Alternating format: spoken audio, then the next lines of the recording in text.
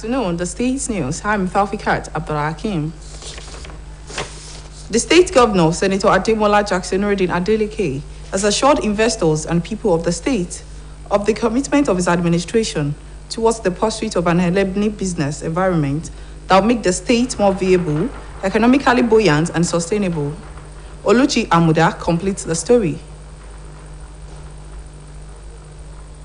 Trade Fair 2022, organized by the Osun State Chambers of Commerce, Industry, Mines and Agriculture in collaboration with the Ministry of Commerce, Industry, Cooperatives and Empowerment, attracted stakeholders in the business world, most especially those in the agric value chain, mining, entrepreneurs, manufacturers, market men and women, top government functionaries led by the head of service, royal fathers, trade unionists, among others, who converged on Ajay International Market to showcase their businesses and network in order to attract investment opportunities locally and internationally.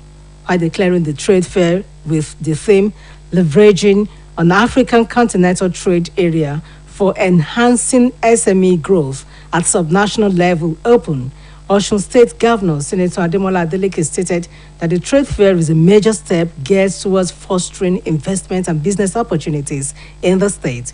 The governor, who was represented by the Secretary to the State Government, Honorable Teslim Igbalaye, noted that Osun is a fertile ground for businesses, and the trade fair is a pointer to the fact that the state is ready for business as it has secured environment that makes businesses and investments thrive.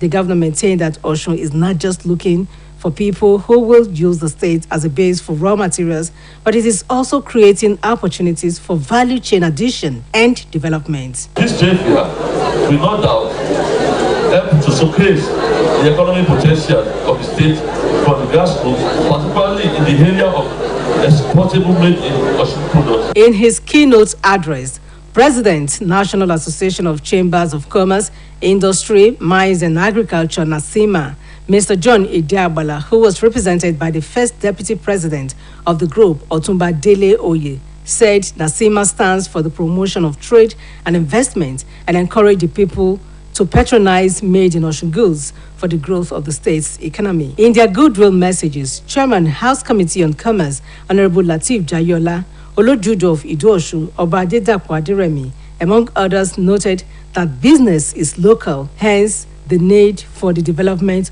of small and medium-scale industry, which holds the key to the economic growth of the state. In their addresses of welcome, President Osun State Chambers of Commerce, Industry, Mines and Agriculture, Osusima, Eldabisi Makonjola, and the Coordinating Director of Ministry of Commerce, Industry, Cooperatives and Empowerment, Mrs. Kehinde Odedinran, maintained that the need for startups and small and medium enterprises to embrace e-commerce for their operations for global competitiveness cannot be overemphasized.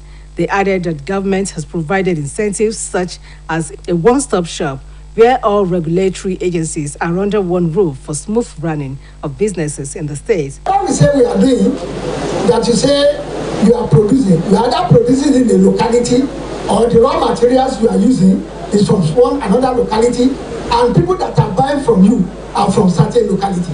This year event is planned to provide a good platform for exchange of information and business ideas, trade and market opportunities. The event climaxed with the inspection of various commodities displayed by individuals and organizations at the trade fair by Governor Adeleke.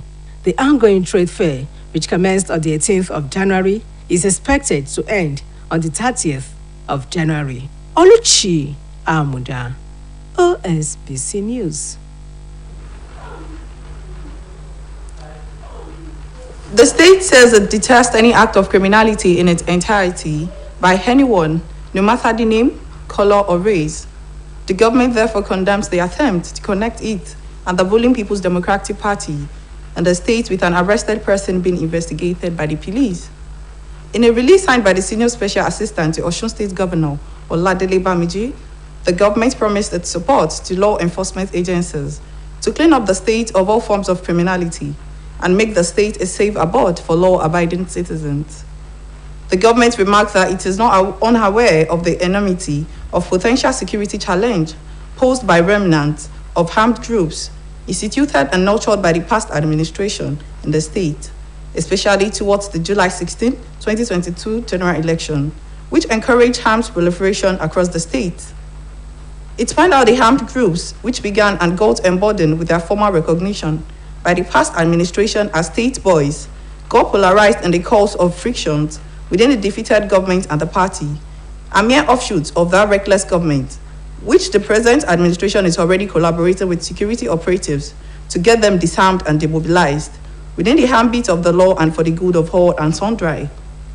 While condemning the past government support for the dastardly groups, the release explained that it is interesting to note that all individuals being profiled for one crime or the other in the state today are graduates of opposition party school of cultism and thuggery. The statement added that it is sad that many of these elements were thrown off the bus by the party after using them for various forms of crimes, especially during election periods, thereby leaving the state at their mercy. Those illegally employed by former Governor Mr. Adegboyega Oyetola are no longer in the employment of the state government, and no amount of blackmail can change that reality. That is contained in a statement by the Special Assistant Community Commissions to Osun State Governor, Mr. Tunde Busari, in reaction to the pocket of demonstrations by members of the All Progressive Congress employed towards the tail end of the last government. The release noted that Mr. Oyetola deliberately padded the state payroll with APC members to create stage of deeper financial crisis, conflict, and disharmony. According to the statement, those who embarked on the protest were acting the script of the main opposition party in the state. It added that the administration of Senator Ademola Adeleke will not bow to unjustified demands from those who collaborated to deepen Osun financial woes. Meanwhile, Nigerians in Osogbo, the state capital, have observed the proactive measures adopted by the Independent National Electoral Commission for collection of permanent voters' cards by those eligible to vote in the forthcoming general election. Those who spoke with OSBC News commended the electoral umpire for making the process less cumbersome. Oluwadamilola Adebayo Jeje now reports.